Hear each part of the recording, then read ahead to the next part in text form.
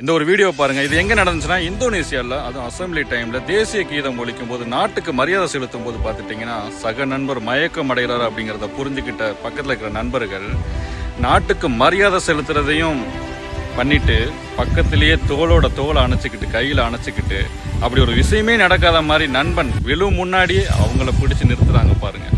வேற லெவல்யா.